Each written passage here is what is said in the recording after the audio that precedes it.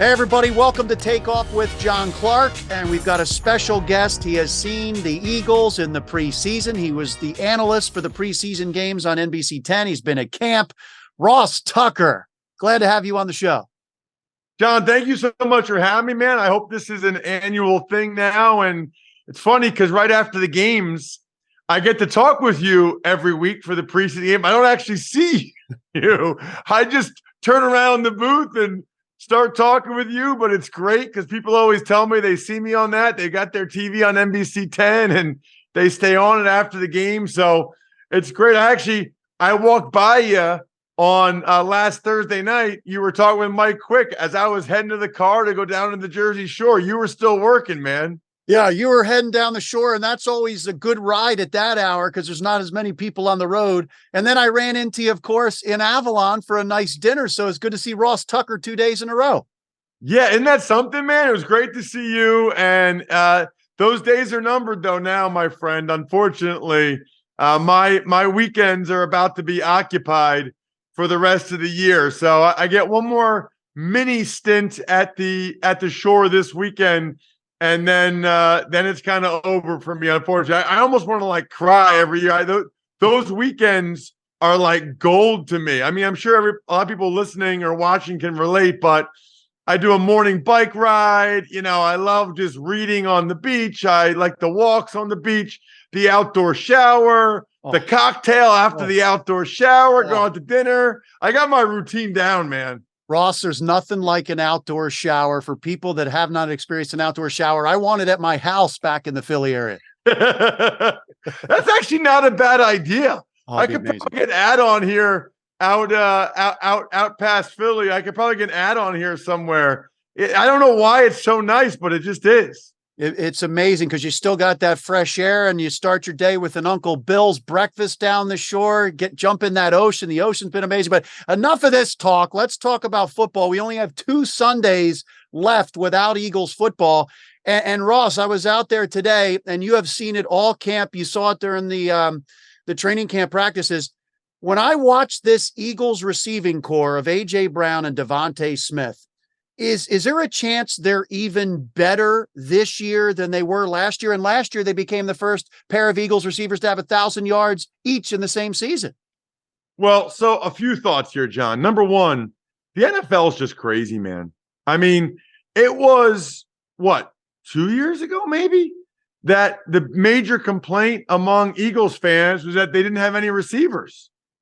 Then they draft Devontae Smith a couple years ago, trade for A.J. Brown last year, and that quick, the Eagles went from having one of the worst receiving cores in the NFL to having arguably the best duo in the league. I mean, it's just amazing how quickly things can change in the league. And I'll tell you why I do think they could be even better this year. Probably 3 different reasons, actually, John. Number one is it's another year with Jalen Hurts. So it's another year where those guys should be more and more comfortable working with each other, having a good feel for when it should be a back shoulder throw, when you should throw it over the top, what they're going to do on certain option routes, what they're going to do against certain coverages. So just the familiarity gives them a chance to be better. Number 2, I think Jalen Hurts might be a little bit better, John.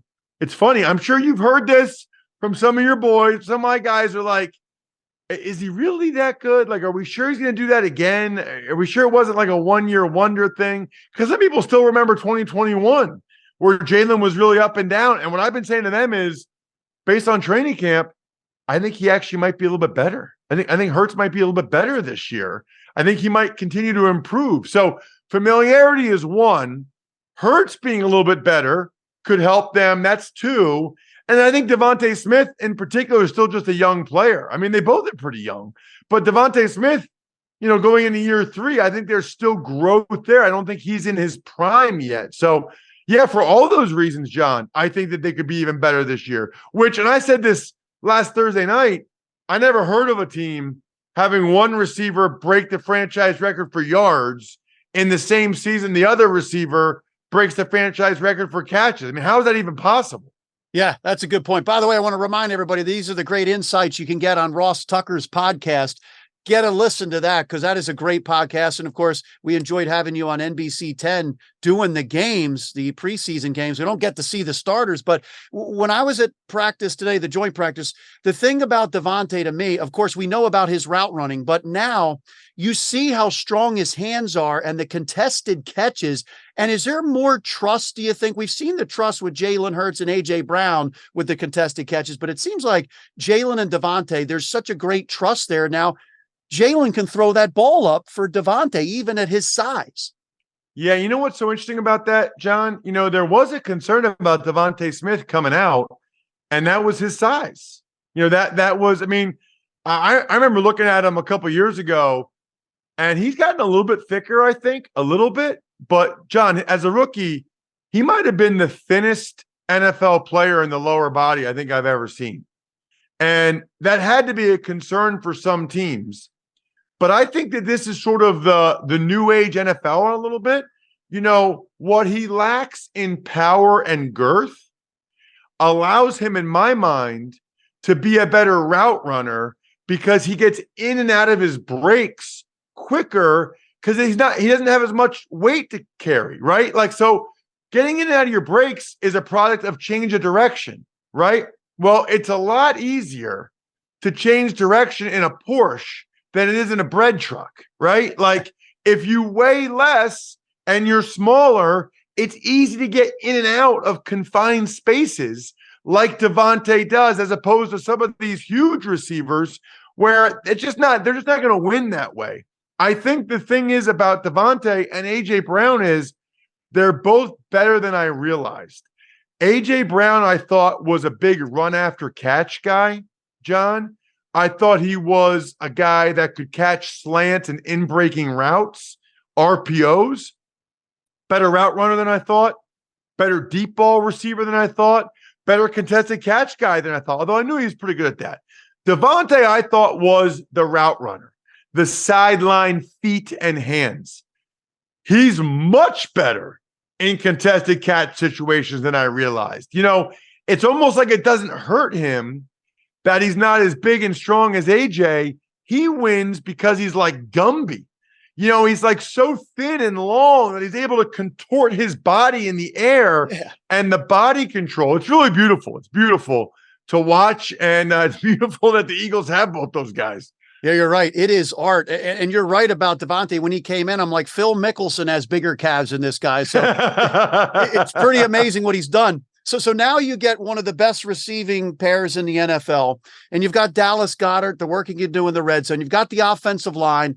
What do you think the addition of these running backs, DeAndre Swift especially, who can catch the ball out of the backfield, what do you think that does for the offense as a whole and the defense lining up, trying to cover each of these guys? Well, I really like it because, you know, Dallas Goedert is fantastic. We talked about this with him during the game last Thursday against Cleveland. I do know why he's underrated, underappreciated. He just doesn't get the ball that much, right? Like, you know, Kelsey's the number one guy in Kansas City. Andrew's the number one guy in Baltimore. If Goedert was somewhere where he was the number one target, I think he would put up ridiculous numbers. I think Dallas Goedert really is that good of a player. But I guess I feel like, John, Goedert sort of controls the middle of the field. And you got AJ and you got Devontae going down the sidelines.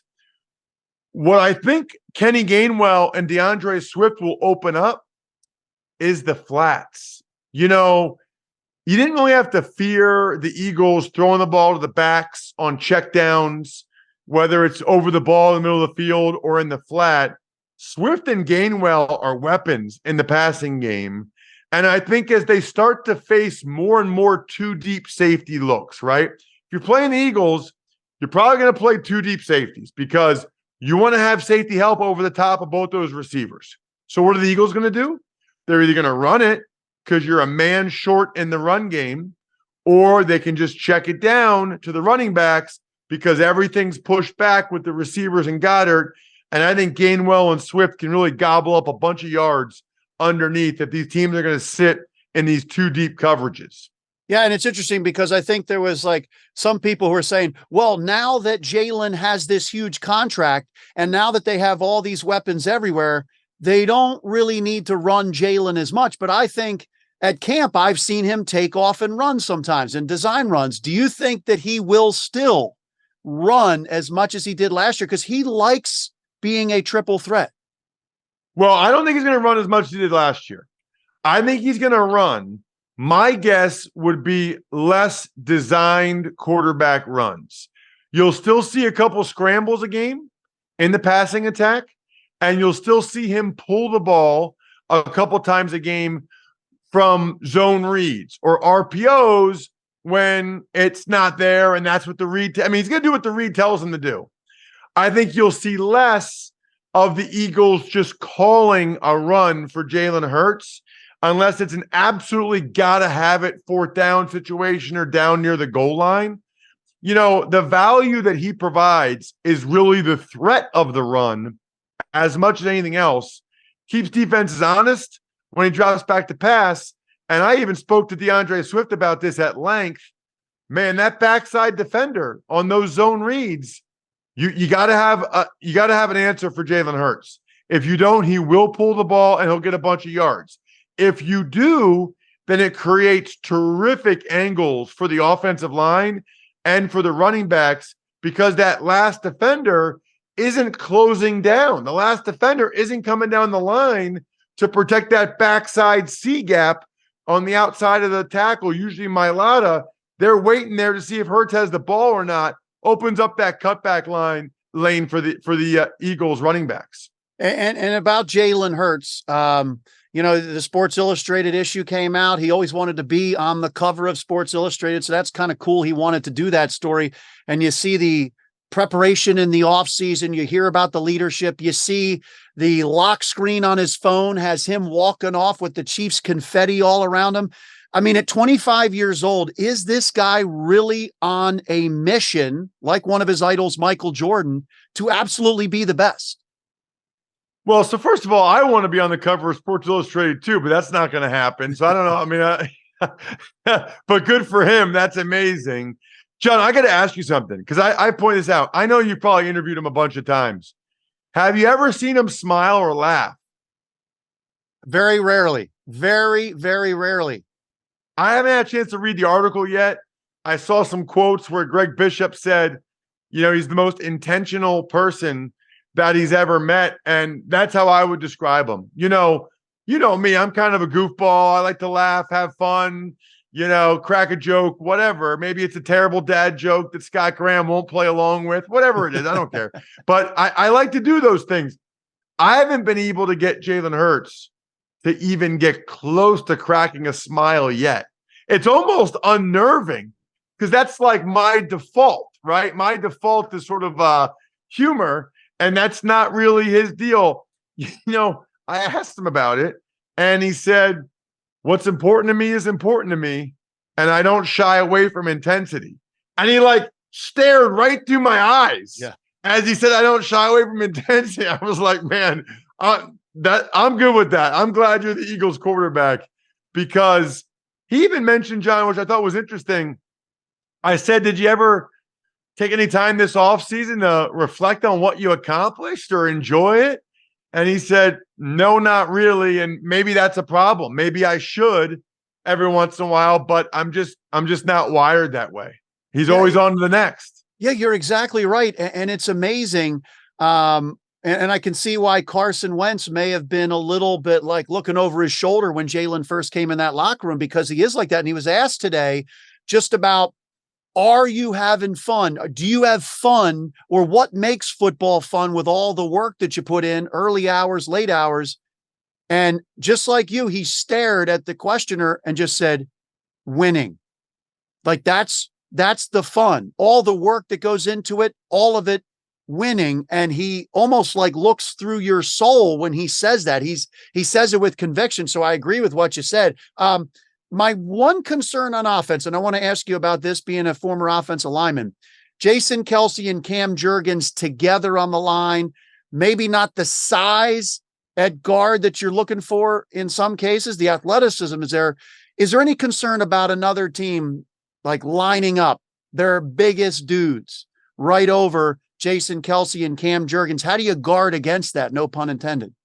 Yeah, no, they could certainly go to a 5-down front, and they could put their big guys on Kelsey and Juergens. Now, a lot of times those guys are working in concert with each other, so I'm not really worried about their size when it's a double team. But in one-on-one situations, for years people have tried to test Kelsey's size, and that's what Juergens better get ready for, because whatever he is, 305, whatever it is, John, they're going to test Juergens' size and power early and often. But the thing is he's 6'3", so he kind of has some natural leverage, not being a real tall guy. And also, I've heard several stories already. That dude is strong, really strong. And even watching him in the one-on-ones against Fletcher Cox and Jalen Carter, some of those other guys, I think he's just good. I think he's going to be fine. I'm not really worried about it. Is there a chance for a little bit of growing pains early in the year? Maybe, but I would also say this: whatever he gives up in power or size, girth, he more than makes up for athleticism. And I can only picture, John, some screen passes to DeAndre Swift with both Juergens and Kelsey in front, arguably two of the 3 or 4 most athletic linemen in the entire league. Yeah. Wow. You're exactly right. I mean, and then Mailata, he'll just run over people. So you just mentioned it, one-on-one battles. And we're seeing Jalen Carter get more reps with the first team. He was in there today, a couple snaps, the first team with Fletcher Cox. Jalen Carter at this point, like halfway through the season, when you say we're halfway through the season, do you think he's going to be starting? Well, I don't know if he'll be starting because I think it depends on what front they're in. And I do think Jordan Davis is really good at what he's being asked to do. Fletcher Cox is going to start. And so if they're only in a 4-man front, I think it's Jordan Davis and Fletcher Cox. If it's a 5-man front, I think to start, it'll be Milton Williams. I think Milton Williams is a lot better than people realize and has a chance to have a really big year. I do think Carter will play a lot. I do think Carter will play a lot. And what I wonder, John, is how much they use him in rundowns, or if early in his career, to not put too much on his plate, perhaps the Eagles even go ahead and primarily use him as an interior rusher, because that's the biggest thing they lost, right? They lost Hargrave, and Hargrave was the best interior rusher they had. Jordan Davis isn't really known for that, and Fletcher Cox getting up there in years, and they don't want to have him play that many snaps. So I almost wonder if the rotation for the interior rushers becomes Fletcher Cox, Milton Williams, and Jalen Carter, those 3 guys rolling through in obvious passing downs, which is a lot. I mean, there's more often than not, you're in a 4-man front or in a nickel front expecting pass than you are even in your base front. So I think Carter plays a lot this year, and man, it would really be helpful for the Eagles if he could be productive. I think it's asking too much to think he could do what Hargrave did last year. Hargrave was an unbelievable football player last year. Very, very rare for a rookie to do that. What I'm hoping is that Jordan Davis, Milton Williams, and Carter, the combination of all 3 of those young guys getting better throughout the season, taking the next step, can make up for what the Eagles lost with Javon Hargrave going to the Niners. Yeah, and look, that defensive line, they've got waves of pass rushers. They've got waves at the defensive line. The corners, the secondary, very good. A little concern about linebacker and safety, especially with a new defensive coordinator, all the communication that goes on. Who do you think is going to wind up starting next to Reed Blankenship at safety? Such a good question. Yeah, I mean, Sean Desai, the D coordinator, told us that they would basically decide after the last preseason game because he wanted to start to get those guys reps together at both linebacker and at safety. My guess at linebacker, just based on what I've been hearing in the last game, is that they'll start Zach Cunningham because of his experience. But I would expect, based on how he's performed, Christian Ellis to get some snaps and rotate through. Christian Ellis, I think, has earned it. Feels to me like those are the top 3 linebackers, although I still think Nick Morrow is better than other people give him credit for. At safety, boy, I don't know. I mean, it feels like they kind of like this Justin Evans right now. I think Sidney Brown, the rookie, is coming. And I wonder if Edmonds, because he can play nickel linebacker, if that hurts him in his bid for the starting safety job, because Edmonds is more versatile and can play both safety and linebacker. So I don't know, John. It's probably a toss-up. I think if I had to, maybe I'd go with Evans right now, but it could just easily be Edmonds. And like I said, keep your eye on Sidney Brown because he's coming. Yeah, he is. And it's interesting because Evans got more first team reps today. As soon as I thought maybe it was going to be Sidney Brown, you see Evans get more reps. And then also Kayvon Wallace. He's been kind of a late bloomer in high school and college. What do you think about his chance possibly being there? Yeah, it's interesting. He played so many snaps in the last preseason game that it kind of makes me wonder. But the flip side is they don't really have any other guys. It was just Tristan McCollum and Kayvon Wallace. They were kind of limited on what guys they could put out there. I'll say this about Kayvon Wallace, John. People were really excited when they drafted him. 4th round, Clemson, whatever. Thought he'd go higher. That's a good 4th round pick, man. He's going to be on the team, it looks like, for a 4th year.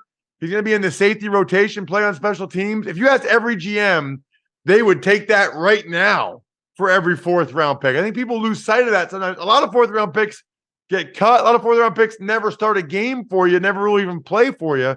So while he might not end up being what I think some people were hoping for, I think Kayvon Wallace still represents a good 4th round choice. And speaking of safety, and maybe it won't be a safety, but who do you think is going to be the guy to cover some of these really good tight ends that the Eagles are going to face? Because I was seeing James Bradberry sometimes lining up in the slot. Do you think that that's a possibility with this defense? Well, if you go against a team like a Baltimore or Kansas City, whose passing game goes through the tight end, it is a possibility.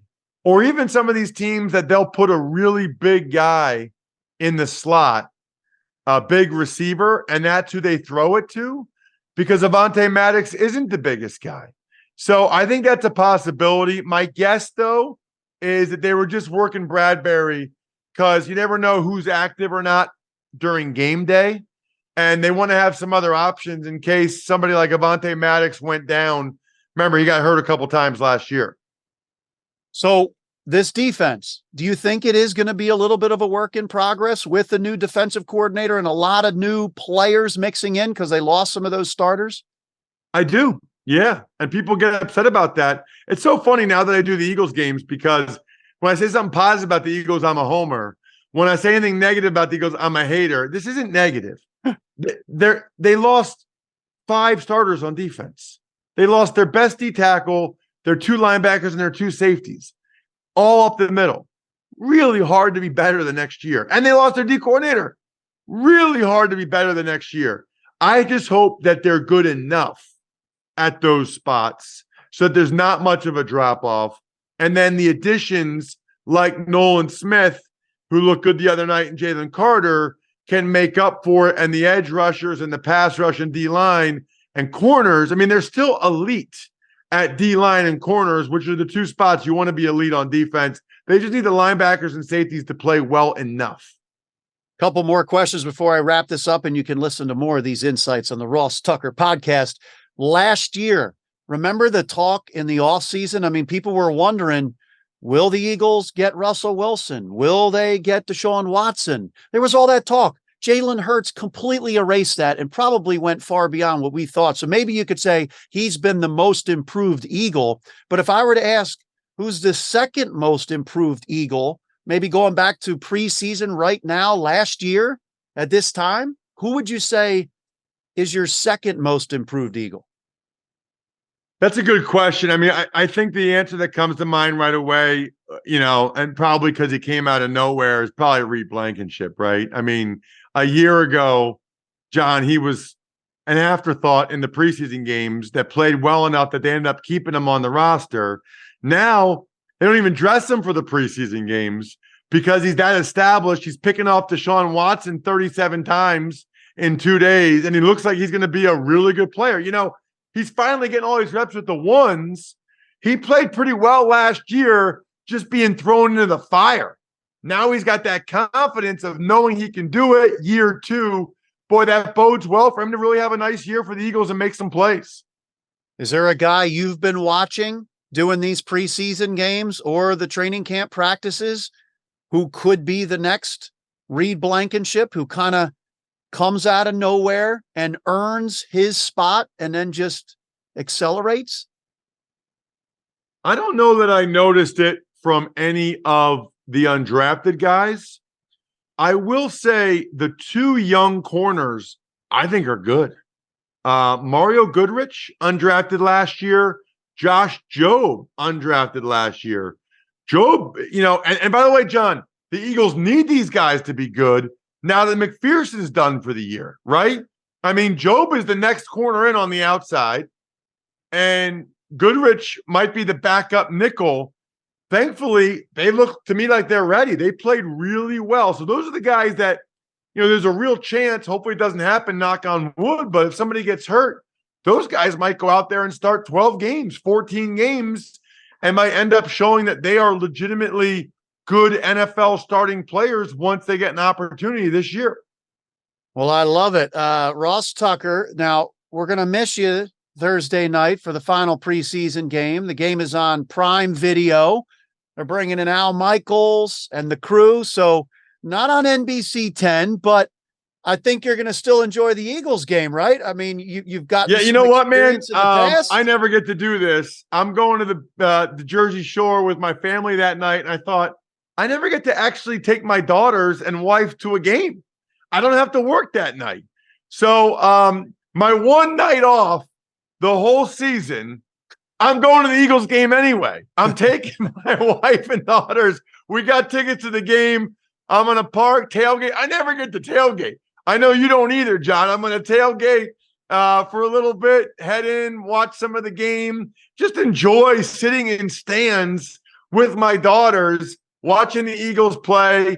They'll enjoy it, get a chance to be with daddy at a game instead of just watching me on TV. And then we'll head down and have a nice weekend down in Stone Harbor. But yeah, man, my one day off, I'm going to the Eagles game. And the daughters, did you go to Taylor Swift with them? So is there a little bit of like in the same summer going to a Taylor Swift tailgate and an Eagles tailgate? We absolutely did. It was their first concert ever. They're huge Taylor Swift fans. As you know, she's from my hometown of Wyomissing, Pennsylvania. Now we're west of Philly. So we have a lot of pride in what she's accomplished. She's a tremendous role model for my girls. They loved it. They knew every word of every song. It was like, honestly, it was like almost like a religious experience just to watch them sing along to every song. It was incredible. My only frustration is that DeAndre Swift didn't play against the Browns, or that I'm not doing the game Thursday night, because I had all kinds of Taylor Swift jokes ready if DeAndre was out there. That's the best performance I've seen by a Swift since May. I was ready for it, John. Didn't get a chance to pull him out. Well, if the Eagles possibly trade for Jonathan Taylor, you could have Taylor and Swift in the backfield. I'm hearing this. I don't think that's happening, man, but that'd be funny. No, we can dream. But Ross Tucker, thank you so much for your time. We love your analysis on the preseason games on NBC 10, and a couple more Sundays, and this season is on. It should be another special one. Of course, John, my pleasure. And who knows, maybe I'll even see you on the field before the game Thursday night. Thanks so much for having me. You got it. And check out the Ross Tucker podcast. Always a great listen. Very informative. Thanks a lot.